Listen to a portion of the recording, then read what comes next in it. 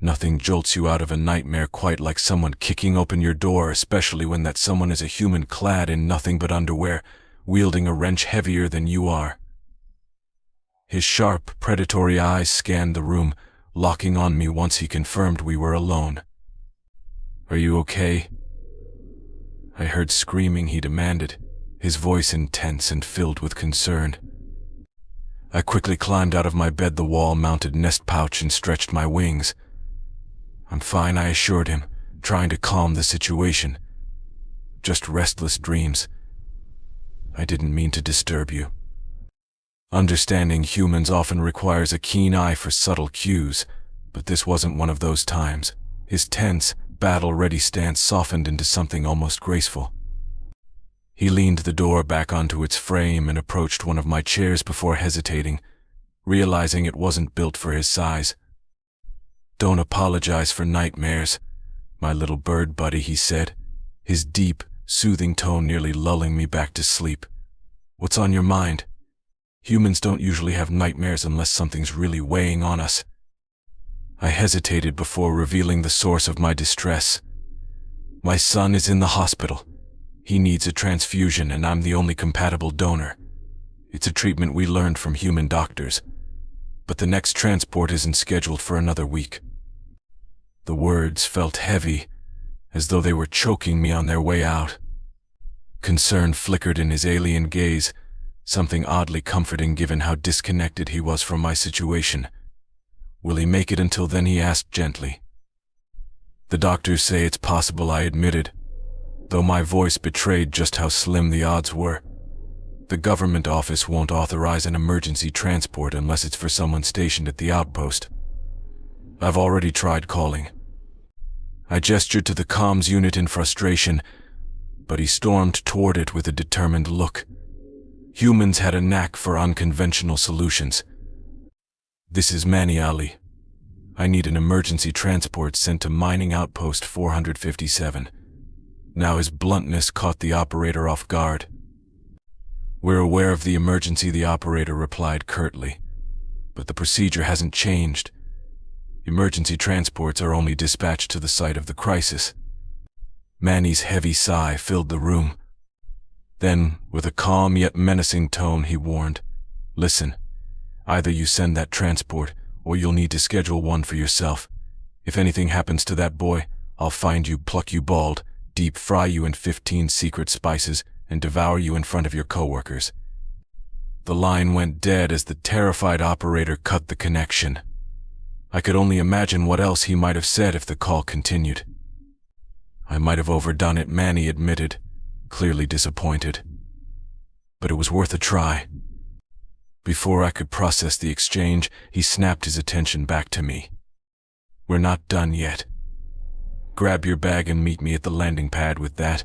He shoved the door open, letting in the first light of dawn. Curious and confused, I followed him to the landing pad, where he stood outfitted in work gear. He wore a tool harness loaded with pouches, and on the ground beside him was a metal frame from mining equipment, now stripped of its tools. "What are you doing?" I asked as he secured bottles marked with alarming warning labels to his rigging. "Getting ready," he replied nonchalantly, attaching my nest pouch to the frame. "Hop in." I climbed into the makeshift carrier, and he hoisted me onto his back. To my surprise, he handed me a navigational display. "Humans tend to veer off course over long distances," he explained. Then it hit me, he was going to run. Run a distance so vast it normally required satellite tracking. As we approached the edge of the mining pit, I realized he wasn't heading for the ramp. Instead, he leapt over the edge. My heart stopped as we landed on a crane, barely visible from above. To my astonishment, a line of cranes bridged the pit, forming an improvised path. Manny bounded from one crane to the next, waving at workers below as we passed. "How did you rally them so quickly?" I asked when we reached the other side. "I might have mentioned something about secret spices," he chuckled. As we crossed the open grasslands, his pace never faltered. He ate meal bars and drank from his bottles without breaking stride. When I needed something, he handed it to me from his harness. Eventually, he spotted the jungle surrounding the colony. His speed increased and his focus sharpened. "Wait," I said, realizing his plan. "We're going through that, aren't we?" "Of course," he replied with a grin. "Nothing in there can stop me." And with that, we plunged into the dense, overgrown wilderness, Manny determined to defy the odds and deliver us to safety. My species isn't known for long-distance flight. We traded those abilities for higher intelligence long ago in our evolutionary journey. While I'd flown between trees as an exercise to improve reflexes, it paled compared to Manny's agility. He darted through the trees at a pace I couldn't hope to match. As the foliage thickened, I warned him, "Be careful, our vines are incredibly strong, even by your standards. Try not to get caught in one." I stopped mid-sentence as Manny barreled straight into a vine, slicing it cleanly with a flash of metal. "What were you saying?" he asked, grinning while holding a blade nearly as long as I was. "He used it to cut down anything obstructing our path."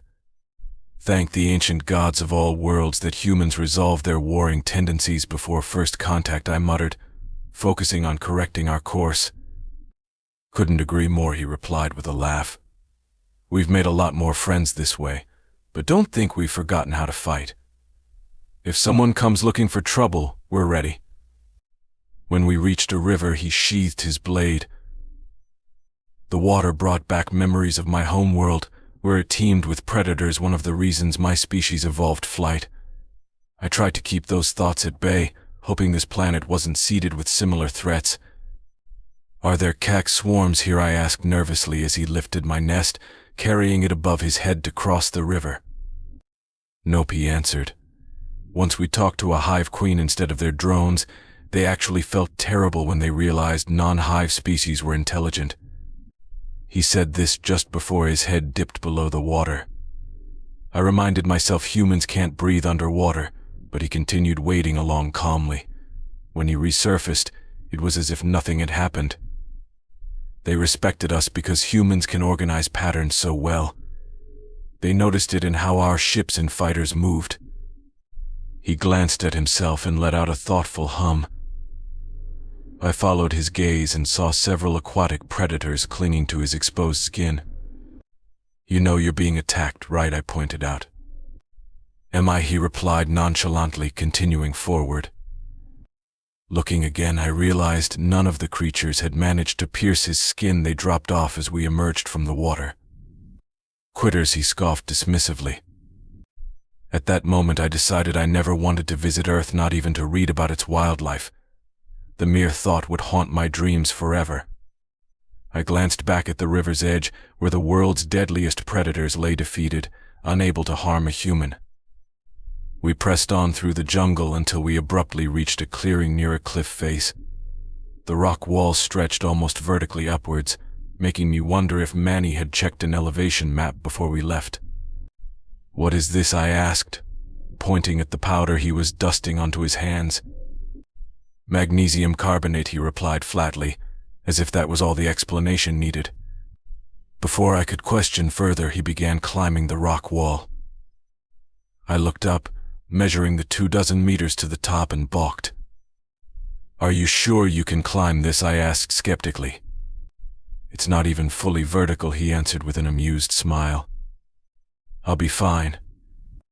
I debated flapping my wings to help, but his confidence was almost infectious. "If you need my help." "Go for it," he interrupted, grinning at the suggestion. I shook my head at the absurdity of it all. Humans never ceased to surprise me with their willingness to tackle impossible challenges. Somehow we made it to the top as the sun began to set over the horizon. "Exhausted," I suggested. "Should we rest for the night?" "You go ahead," Manny replied, downing an entire bottle of something labeled with enough warnings to kill me from reading alone. "I'm just under a toxic dose of the good stuff. I'll keep going." Uneasy but too tired to argue, I handed him the navigation device and curled up in my nest. Despite the oddity of sleeping on a human's back, I managed to rest. When I woke at dawn, Manny was still running. Peeking out of my nest, I spotted the city bathed in early light. "We made it," I exclaimed, barely containing my excitement. "Of course, little bird buddy," he said, picking up speed as we neared the forest city. "The facilities are up in the trees," I explained. "It'll be hard to move around without wings or a vehicle." "Elevator's right there," Manny replied, sprinting toward it. He barreled into the open doors and slammed his fist onto the button. As the lift carried us upward, I silently thanked whoever had the foresight to make the equipment human-compatible. As the elevator began to rise, Manny removed most of his gear, leaving only my nest secured on his back, and placed everything else on the floor. Then he pulled out a small tube and examined it closely. "What is that?" I asked, a mix of curiosity and anticipation building as we neared our destination. "It's something with a warning label written in human, of course," he said with a grin. "This is what'll get us across the finish line." "No, I can't let you risk your life like this," I protested, alarmed by how casually he was willing to endanger himself. "Relax," he reassured me. "The warning only applies if I make a habit of it or have a heart condition. Besides, we're heading to a hospital multi-species, right?" "Yes, but..." "Then relax.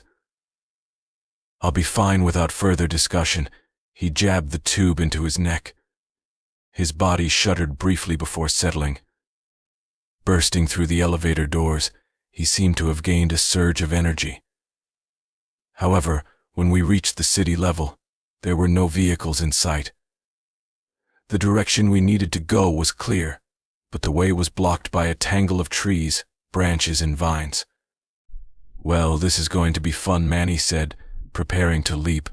His posture suggested he intended to jump between branches, but they were far apart, and the colony infrastructure was still incomplete. "Do I need to remind you that humans didn't evolve from birds?" I asked, concerned the stimulant had clouded his judgment.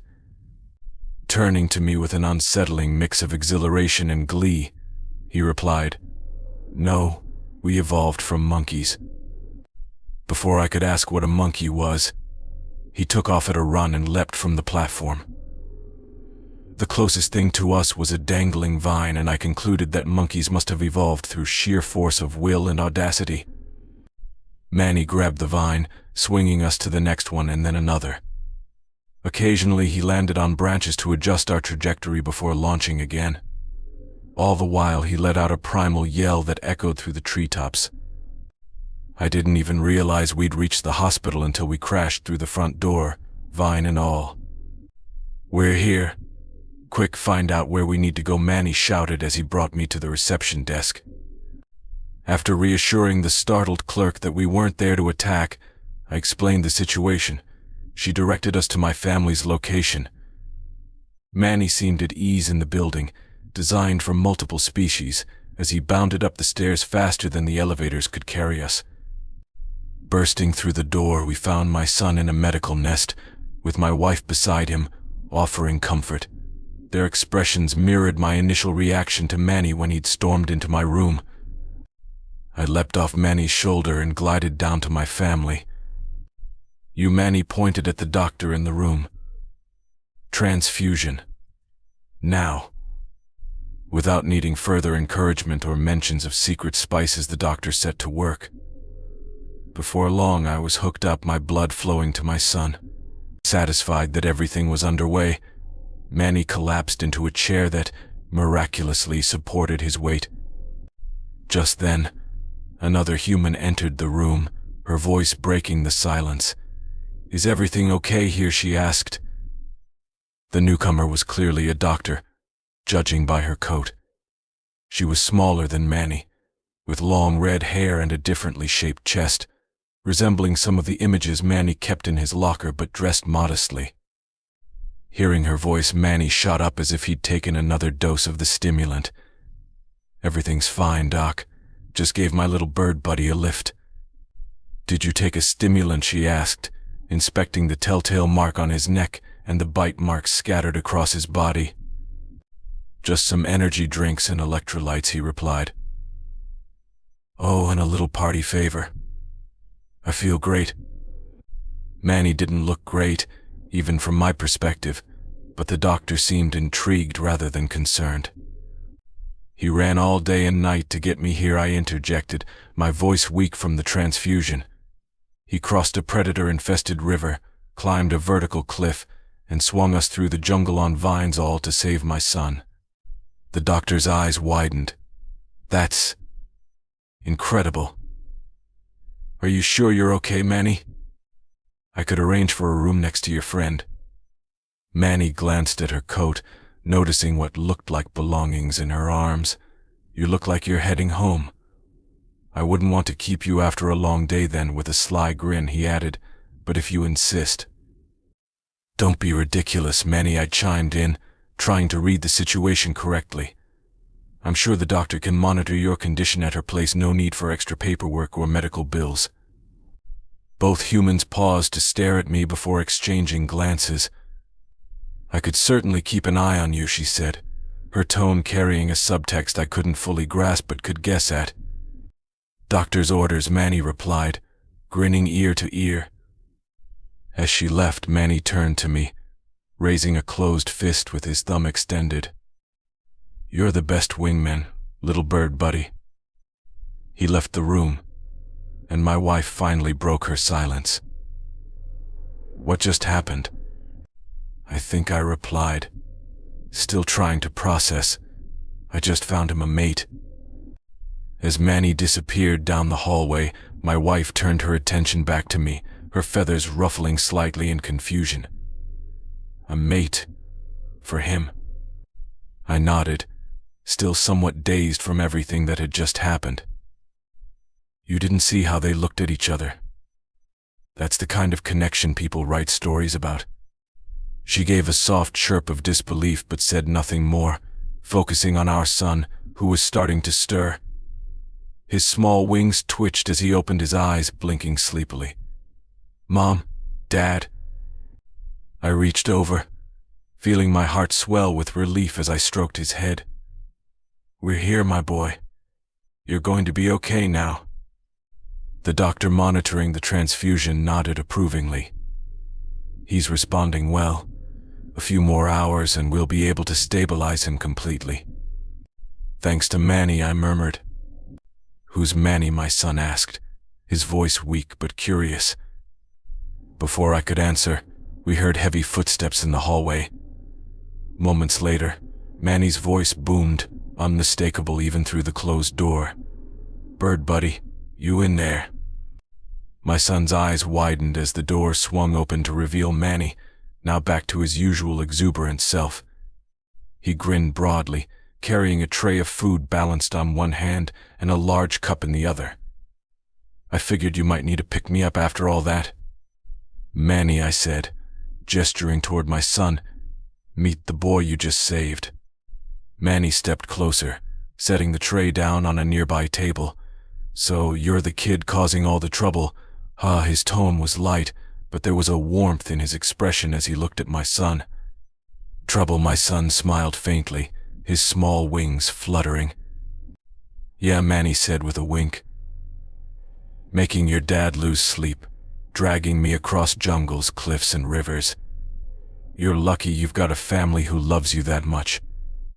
Thank you, my son whispered, his voice soft but sincere.